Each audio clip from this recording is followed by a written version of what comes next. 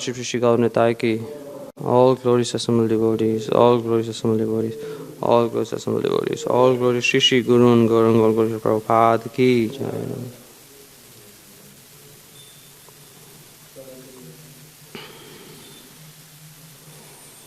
So let's continue discussion on Canto 2, Chapter 5, verse 24.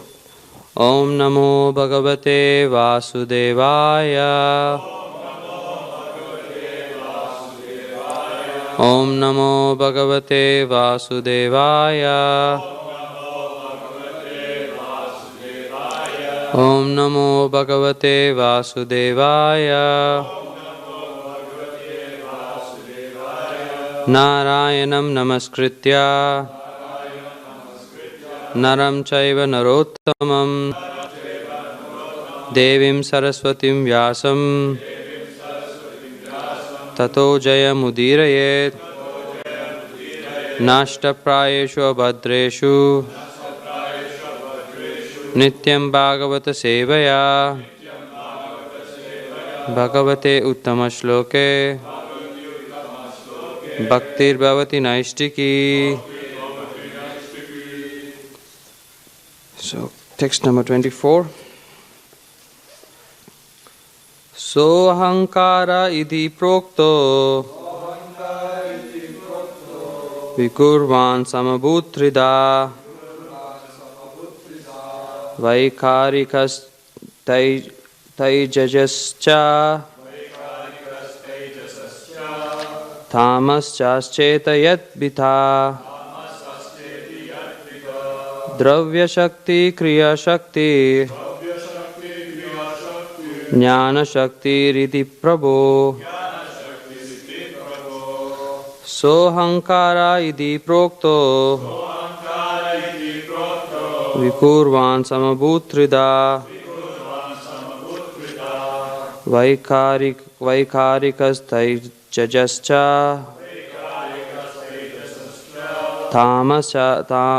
Tamasaschetayat bija Dravya Shakti Kriya Shakti Jnana Shakti iti Prabho Sohankara iti prokto Vikurvan samabhutrida Vaikarikas taijajascha Tamasascheti yad vida Dhruva Shakti Kriya Shakti Jnana Shakti Riti Prabho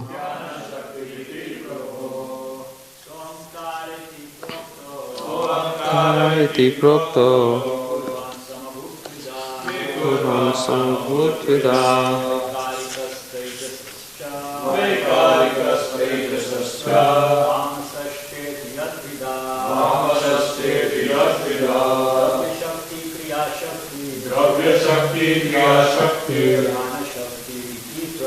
Jnana Shakti Riti Prabho Sohankara iti prokto Vikurvan samabhutrida Vaikarikas taijajascha Yat bija Dhruva Shakti Kriya Shakti Jnana Shakti Riti Prabho Sohankara iti prokto Vikurvan samabhutrida Vaikarikas taijajascha Tamasaschetayat bija Dhruva Shakti Kriya Shakti Jnana Shakti Riti Prabho.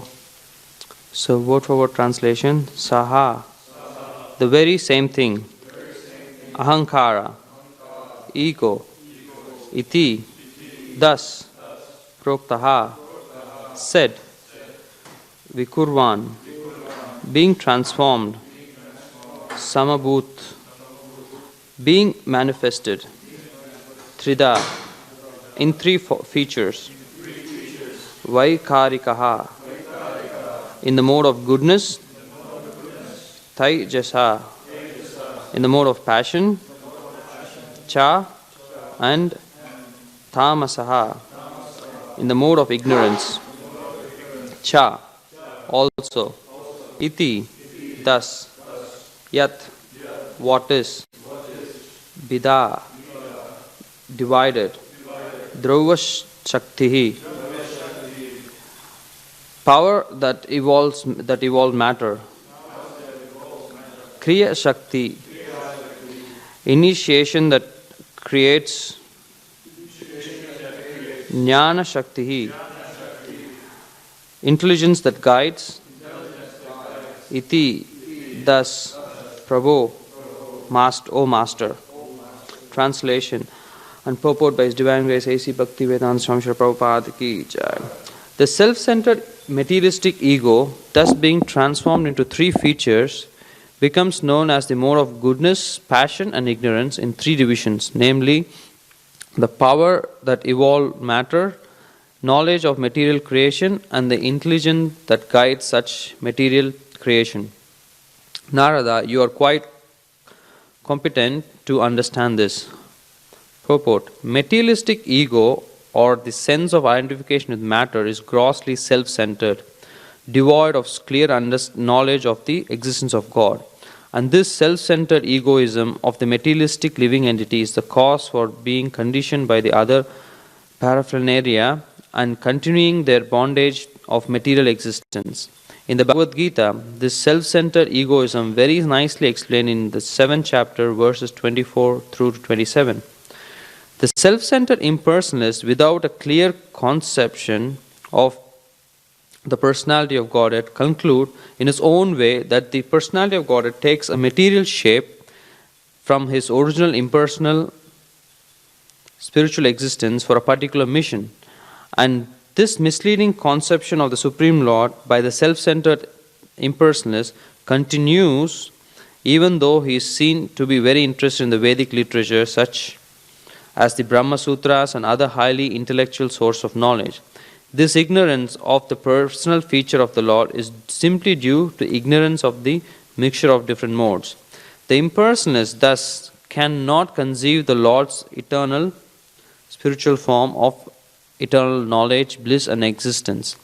The reason is that the Lord reserves the right of not exposing himself to the non-devotee, who, even after a thorough study of literature like Bhagavad Gita, remains an impersonalist simply by abstinency.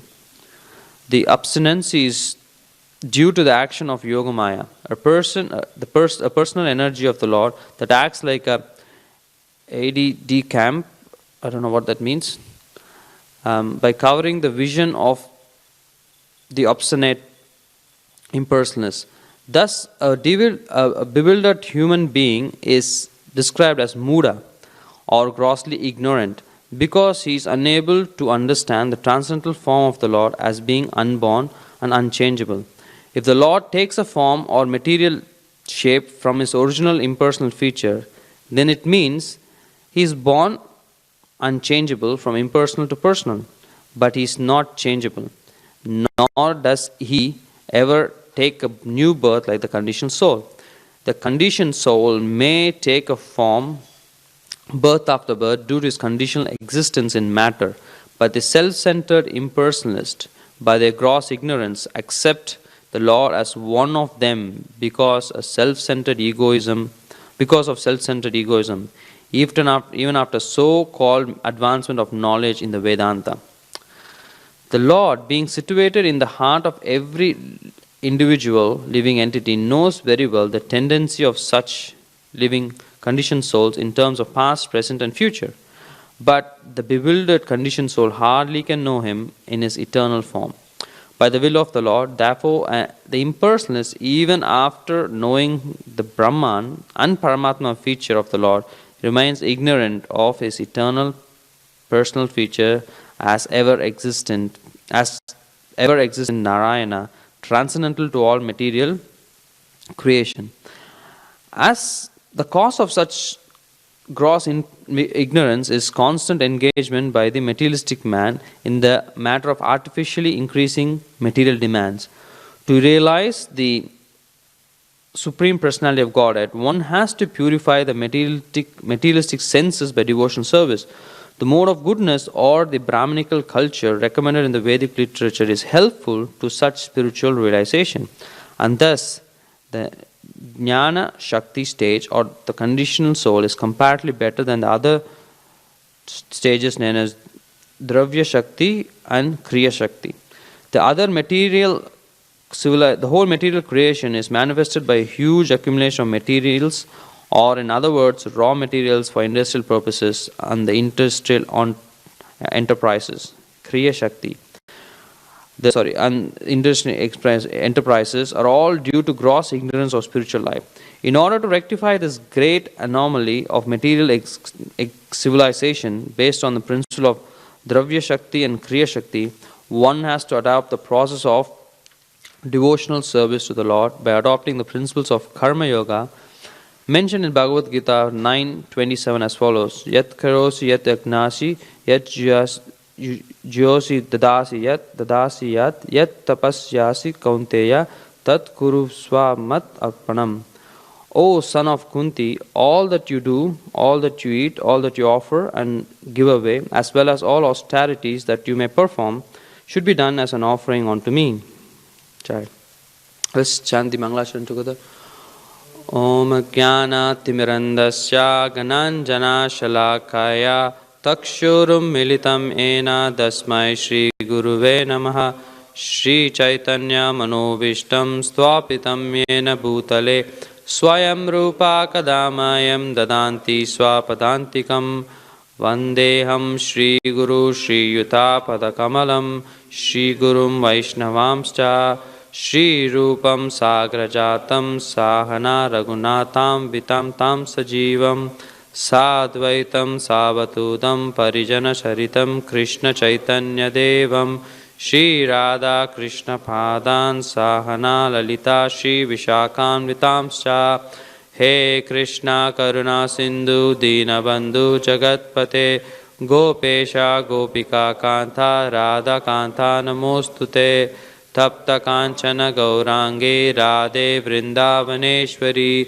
Rishabhanu Shute Devi Pranamami Hari Priye Vancha Kalpatarubhyascha Kripa Sindhubhya Evacha Patitanam Pavanebhyo Vaishnavebhyo Namo Namaha.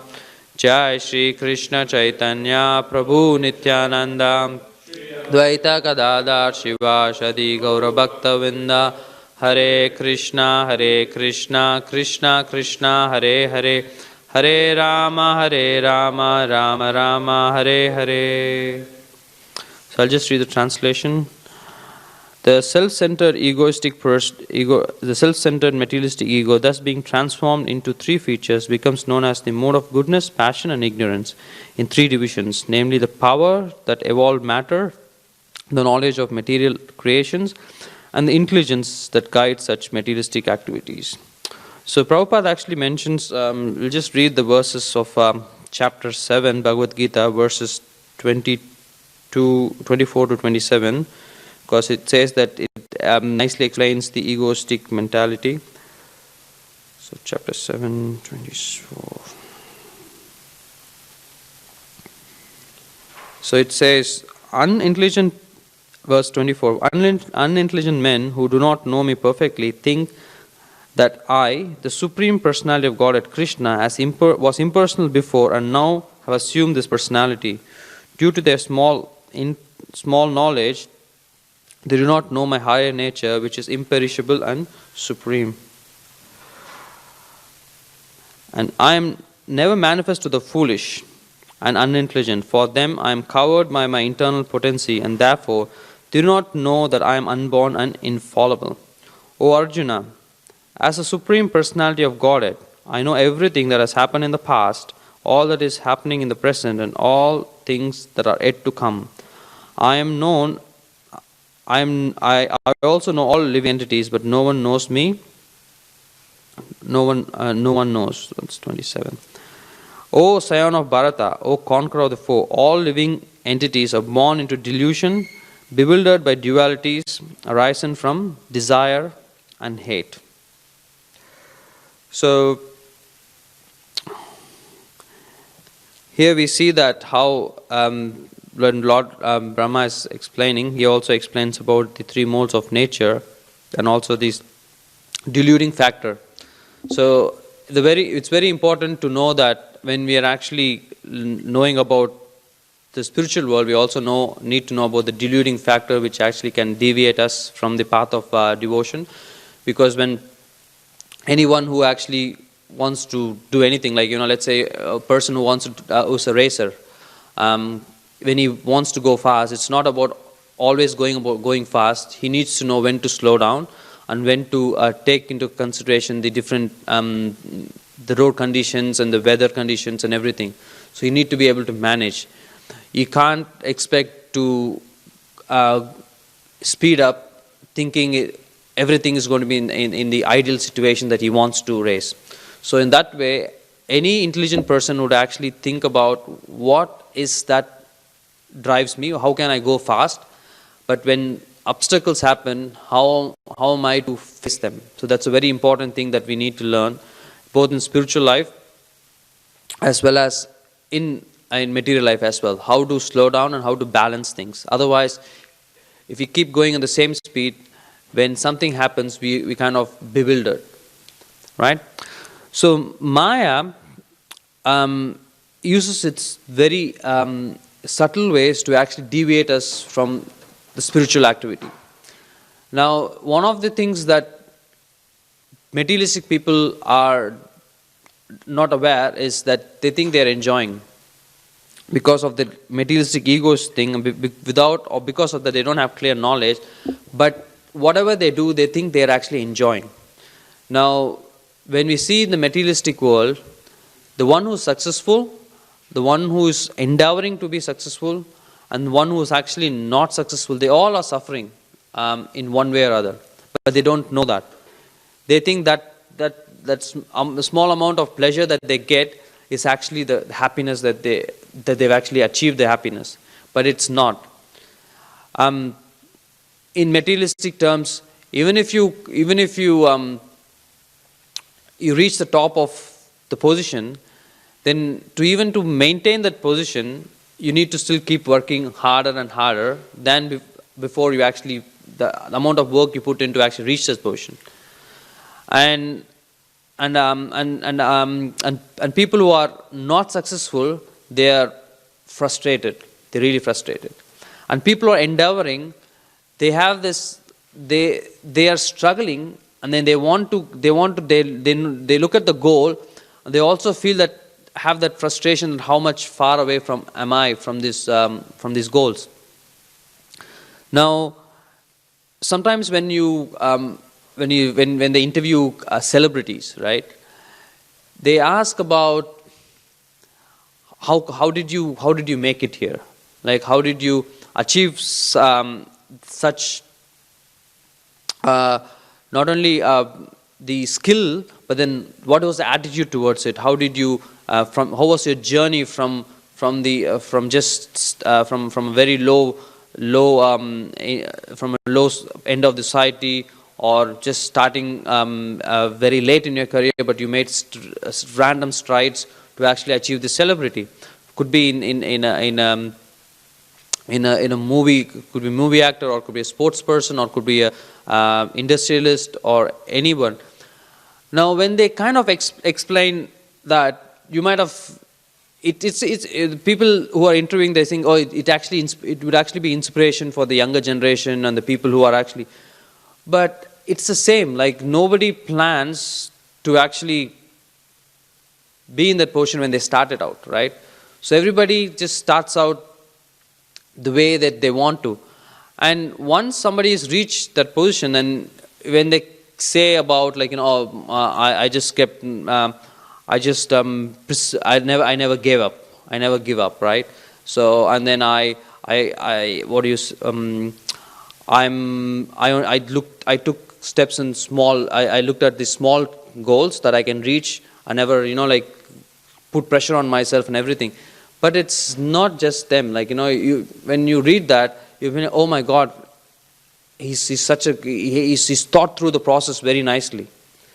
And when you see about a person who's actually in the stardom of, like movies or something, when they look back about 15 years of the thing, oh, the movies that they selected, it was like they actually picked the right movies at the right time to act or direct or something. But it's not like that. There is always a cause where there is a spiritual cause. There's a matter of luck. You can be, now out of the sports industry, that the number of people that you see, the celebrities, there are so many people who have actually tried the same path, but they didn't succeed. And they have just gone into oblivion. Nobody knows about them. Now there are only very few who actually made it there. And then sometimes people who actually not made it have actually worked much more harder, and we didn't come to know, and we'll never come to know about them. So similarly, this material energy just portrays those people who actually, by like in the previous class where Prabhupada explains about how Columbus discovered America. Prabhupada says very nicely that by dint of his past pious activities, he was actually empowered by the Lord to actually find or discover America. But Prabhupada says that he didn't do it out of luck, because nothing moves without the will of the Lord. By dint of his actual pious activity, he was given that opportunity to do it. Otherwise, he wouldn't have even done that. So there are so many people who venture out in the ocean to find out something. Many people don't return back. So he could do all these things, and to know his name, for us to be reading now, there is something that we have done which is pious. It's not devotional, but could be pious. So we have to take into account like what this is. There is always this potency of the Lord which is actually bestowed, that actually makes us do things. Now, as we know, like Maya uses senses. They actually take the senses away. They entice the senses. Now, as devotees, we might think Maya entices us in different ways as well. Like, we may have done a lot of service. We have done a lot of service, or somebody would have been in Krishna conscious for decades. Now, Maya can actually put in a thought like, oh, you've done a lot of service. Now you might need a break. You might need a vacation. It is of course, we need to take care of a physical body. We need to have the right balance in the amount of service we do. And we also need to take care of the physical as well as the internal sadhana, and then an internal enthusiasm as well. But if we think that we deserve that and we demand for it, then that it actually shows that Maya has actually creeped in. Because it's as simple as, because it is the intuitive, the constitutional position to do service, because we've been eating for all these lifetime, like every day we eat, we never said that, okay, I might just take a break for a week from eating. We never thought about that.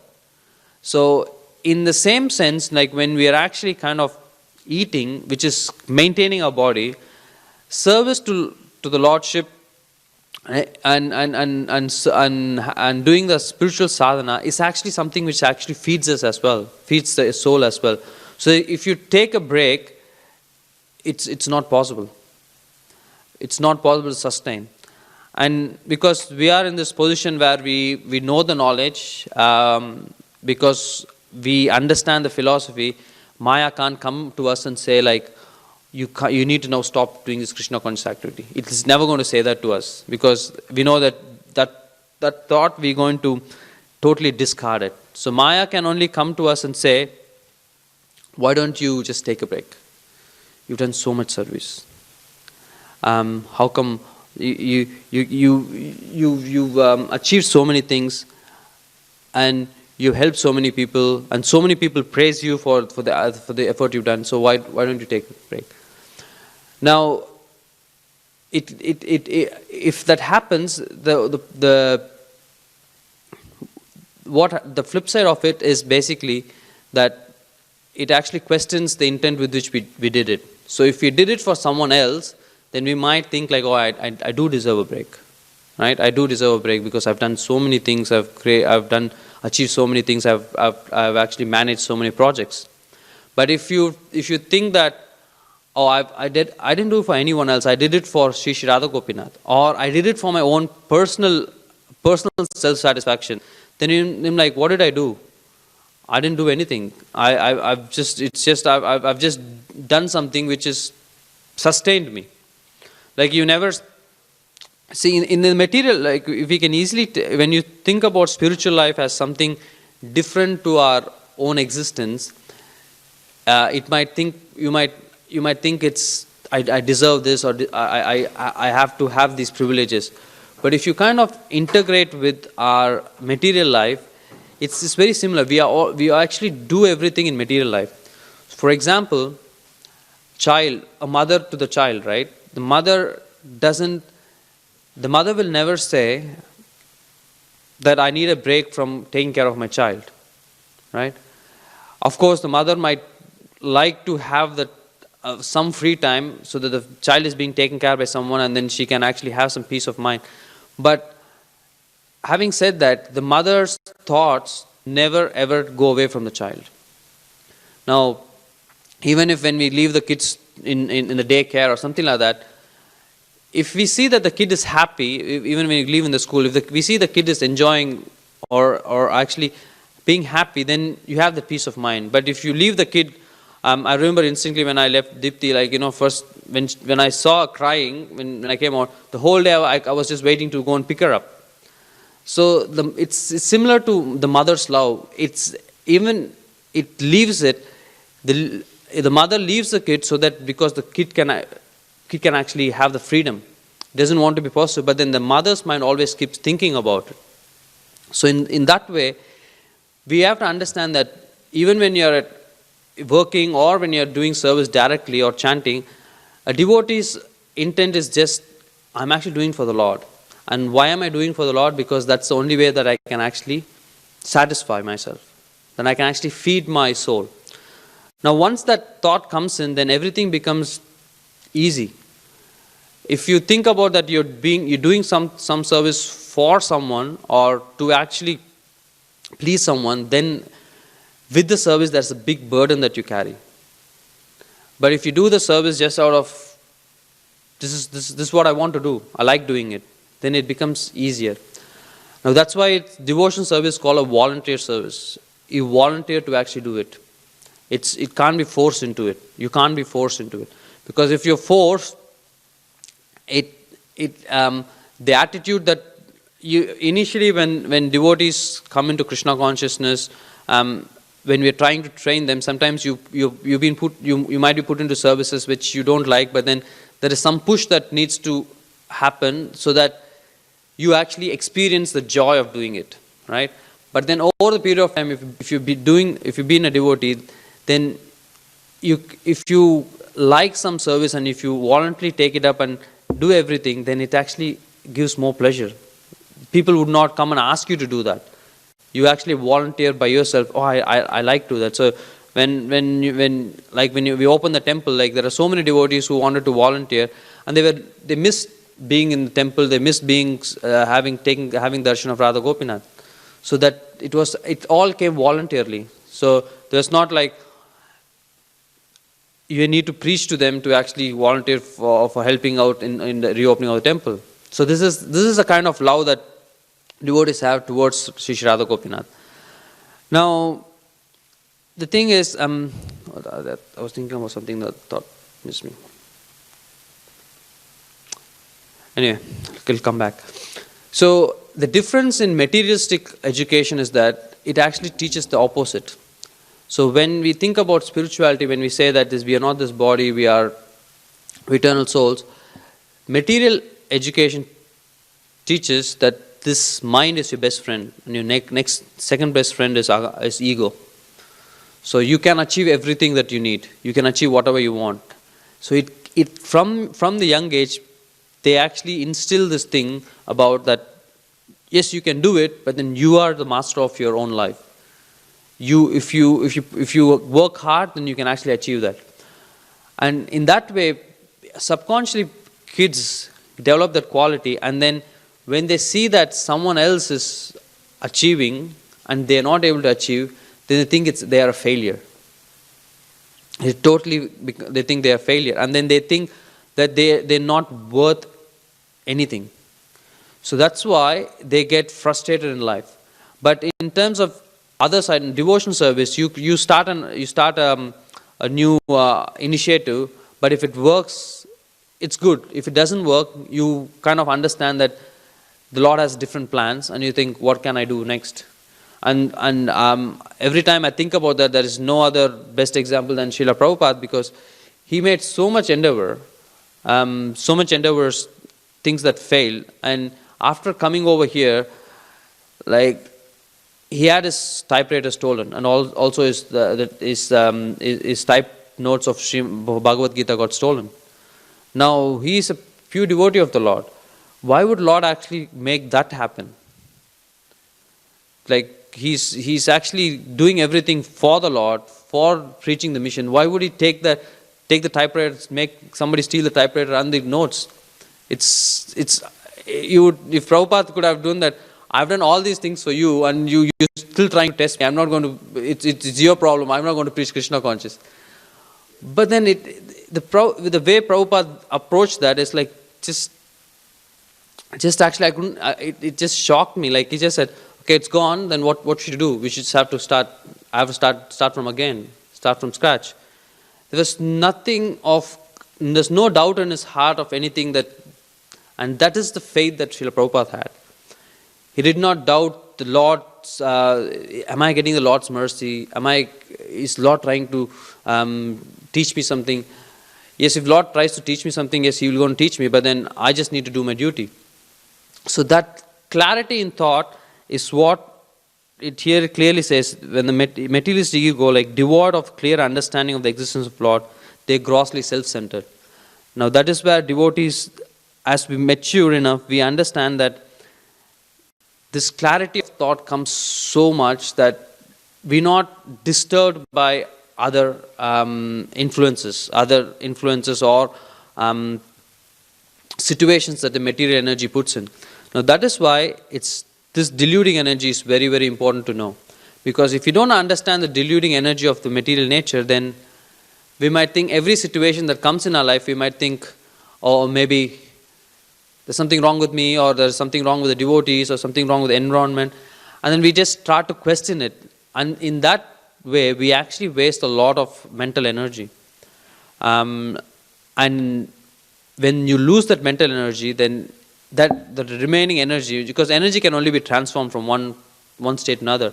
So if you've lost all your mental energy just thinking about a lot of things, then you don't have enough energy in the service of the Lord. And it's actually scientifically proven that the amount of thinking that you do actually drains your energy level as well. It really drains your energy level. And it's an interesting thing which when I think 5-6 years ago, when we were doing the Bhakti Vriksha things and all these things, Vaishnath Prabhu was actually given some service to meet up with all the Bhakti Vriksha leaders and everything. And one thing that I clearly remember is like when we had this discussion, he said that you should not consider the service that you're doing just the physical service that you're actually doing in the temple. Now, when you're actually going in the bus to your work, if you're sitting and thinking about how am I to manage this, how am I to organize this, I have a class next week, how can I engage my Bhakti Vriksha members and stuff like that. That's actually service as well. That is also you're using your energy for Krishna. So we have to understand that the amount of energy that we put in even starting initiative is actually quite important energy. That's the creative energy that we have. If that creative energy is not being implemented properly, the whole thing that we actually thought about building out will never get manifested, right? Yep. So the other point that I was bringing in is impersonalists and materialists. They are all the same different side of the same coin, because one doesn't believe in the existence of God. The other one, even if while actually going through different shastras, he doesn't believe in the personal feature of the Lord, or he thinks that I will become one day that impersonal being. Now, it took a lot of time for me to understand that, because materialistic, it's easy that they're not following any Vedic principles, but then these impersonalists, they also follow a lot of austerities. They do follow a lot of austerities. They have their so-called worship and everything. And to say that they're actually not unusually Mayavadis, they're actually, at least the materialistic stays here, and we devotees are going towards Krishna, but then the Mayavadis is actually going backwards. In their so-called worship and everything, they're actually going backwards, because they're actually being a competitor for the Lordship. And it took me some time to understand, because they all wear sannyasi clothes as well. They have their own malas, and they attend preachings of scriptures of Bhagavad Gita and others Vedic scriptures, but they're actually going back. Now again, Krishna in the purport, Prabhupada explains that even though they're like that, they don't understand the philosophy, and then they are actually covered by Mahamaya or Yoga Maya, who is the personal energy of the Lord. Now why does Lord do that? And what is that we did, that we are able to, even though we are, in terms of austerity, I'm not as strict as you guys, but in terms of, even when we are starting our Krishna consciousness, we never knew about any austerity. What is the difference that we had? That we got the mercy of Shri Radha Gopinath, and then we actually know the complete knowledge, even if we're not able to quote different verses and everything. The one thing that is clear in our mind is like, this is the goal, and we know we can actually be pretty clear of the conclusion of the Vedanta, though we might not know the details of it. So in that way, nobody can actually disturb our faith. We might get those flashes of doubts, but then we are actually quite grounded in that understanding. Now, why is that happening? Is because we actually see the externals, just the puja, and then the offering, and then that they're sitting in the class and everything. But the Lord within sees the intent.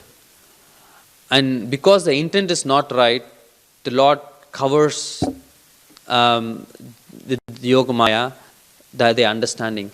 Because if you won't give you wouldn't give a knife to a child, because it can be used for its own detrimental, or it can actually injure others.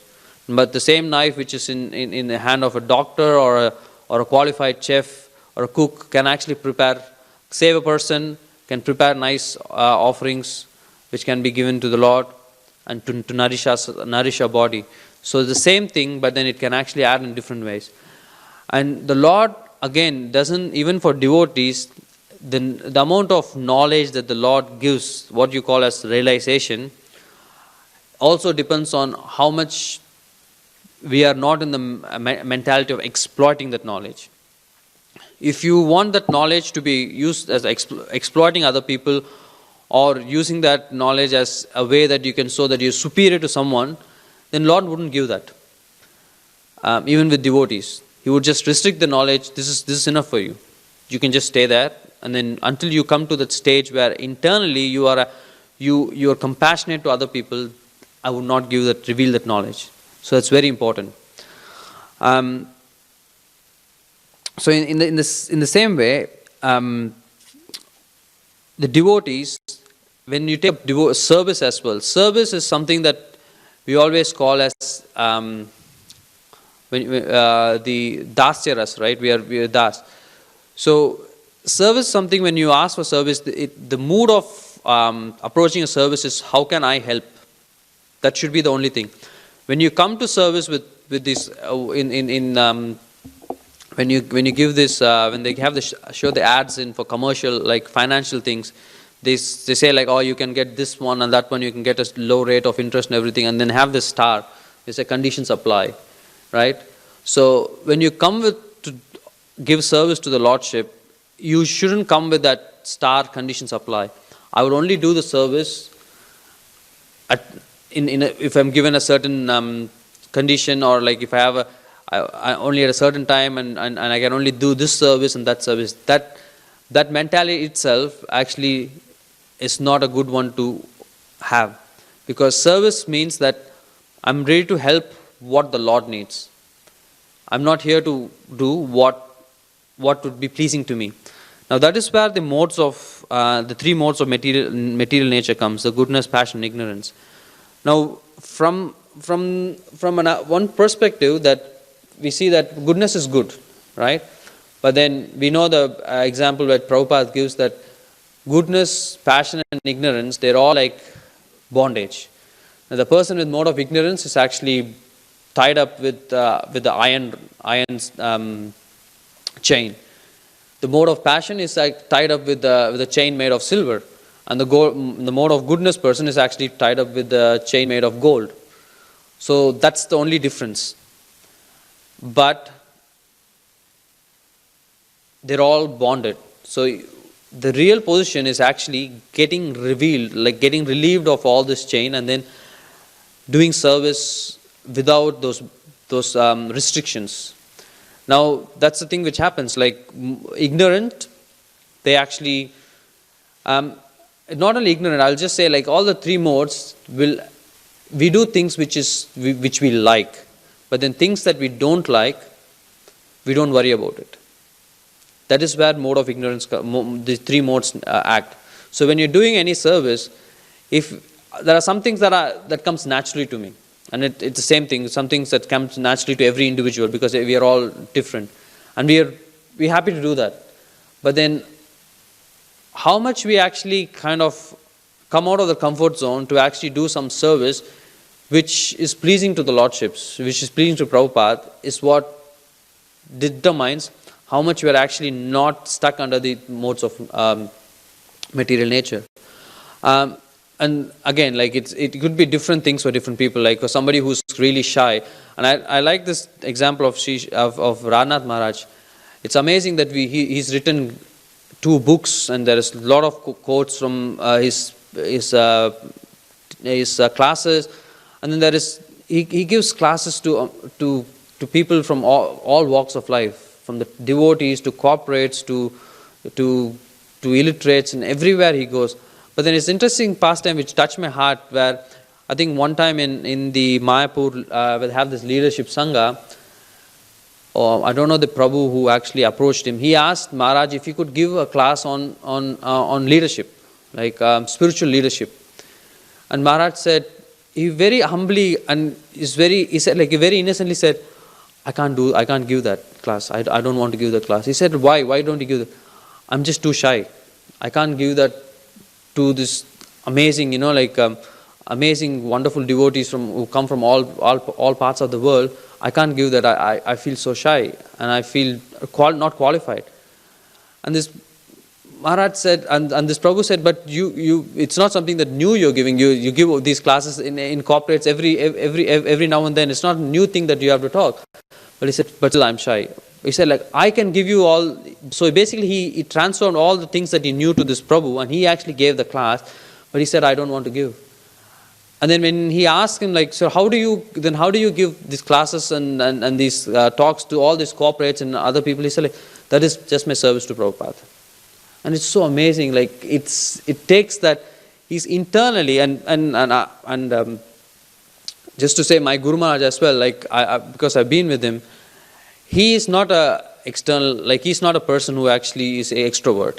He's very sensitive, and he likes to be within himself. And he said that, interesting that the lecture I heard, he actually said that in Mayapur, and he was giving class in Mayapur. And then when he said that, everybody giggled, they laughed. It's like, bro, Maharaj, you can't be a introvert person, because he does Harinams everywhere.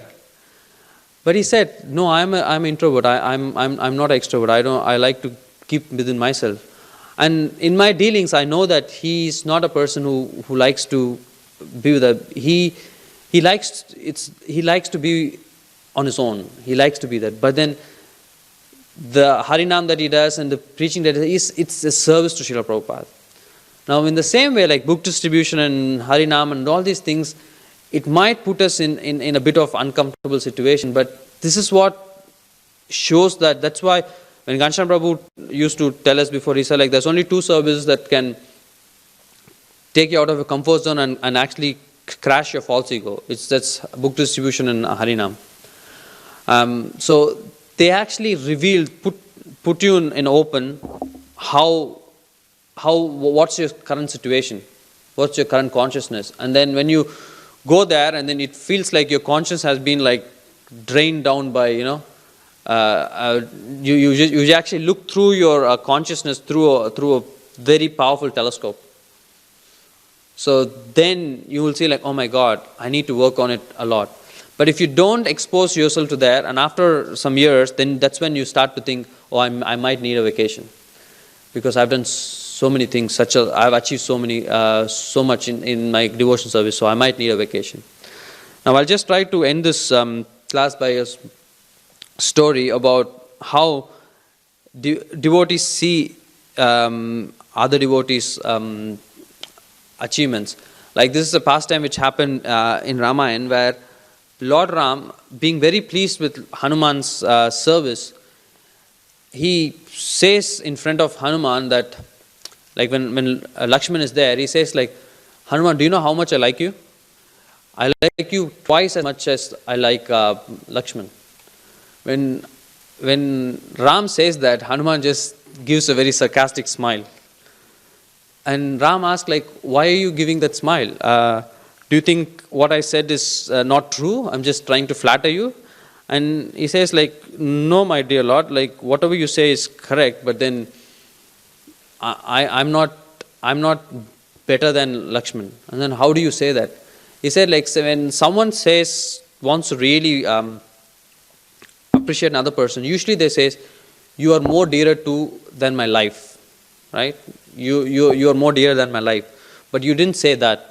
You said, you like me twice as much as Lakshman. So that proves that your life is Lakshman. How much close he is with you, and how much close he is with you in your heart. So there's no way that I can actually be more dearer to you than Lakshman.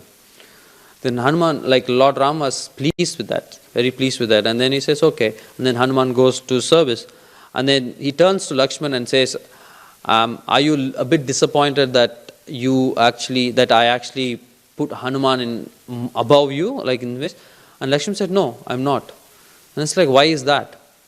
And he said, because there are a couple of reasons, is because when Ram went to chase the deer, the golden deer, Marichi,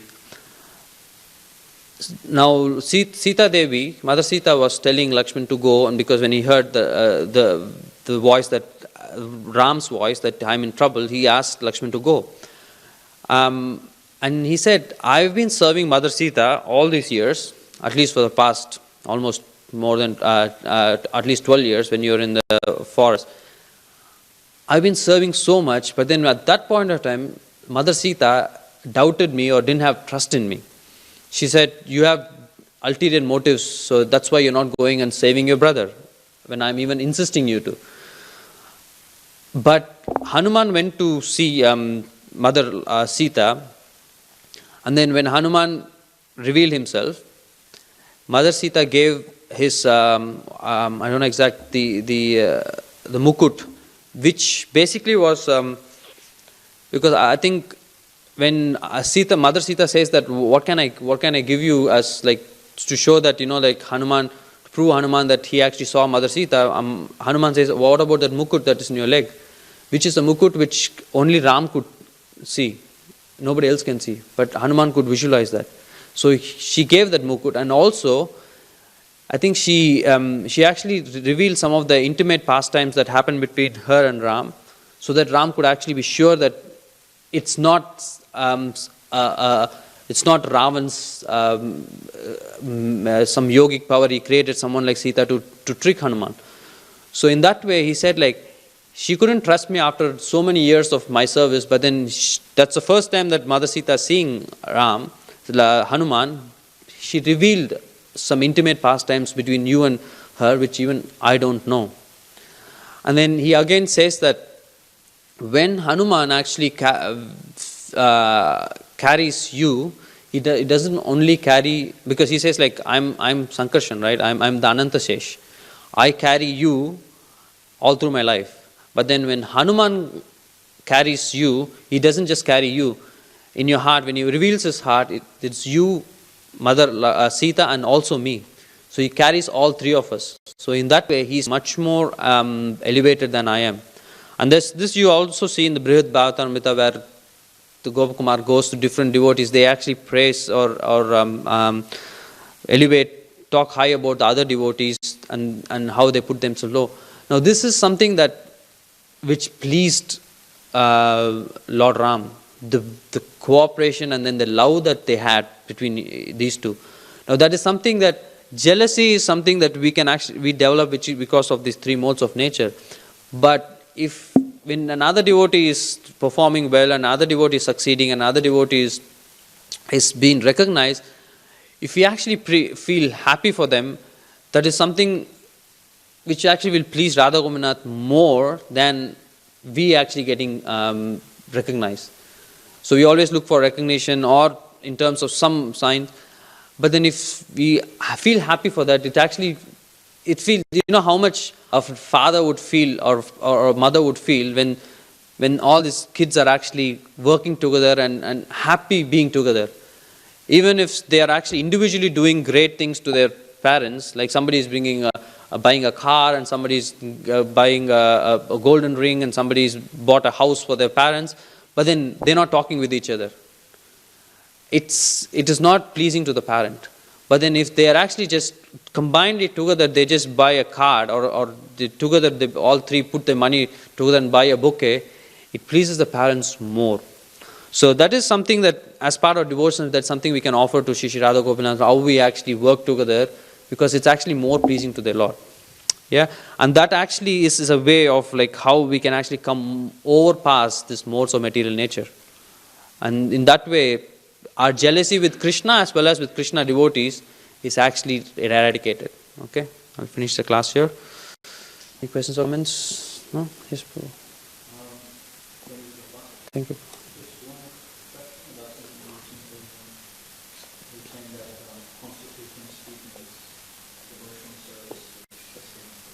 Yes.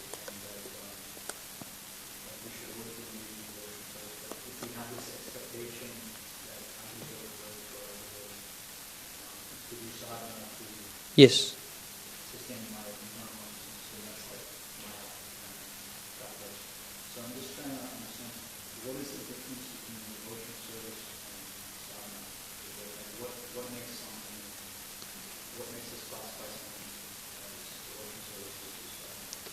I think both are the same from my understanding, because I read a recent article in Dandavats where Bhakti Bringa Maharaj was telling about how like this unprecedented times where they're not able to travel, it's actually given them a break from the constant travel and then living out of a suitcase, and it's given them the regularity of getting up at certain time and then just doing their activities, doing their sadhana, reading and the deity service. And he also mentioned, I think Ranath Maharaj, that he just finished his Ayurvedic treatment in the Eco Village, and then there's about a lockdown, and then all the people who are not Indian citizens were asked to leave. So he actually is now, one of his disciples had a house, apartment in the US.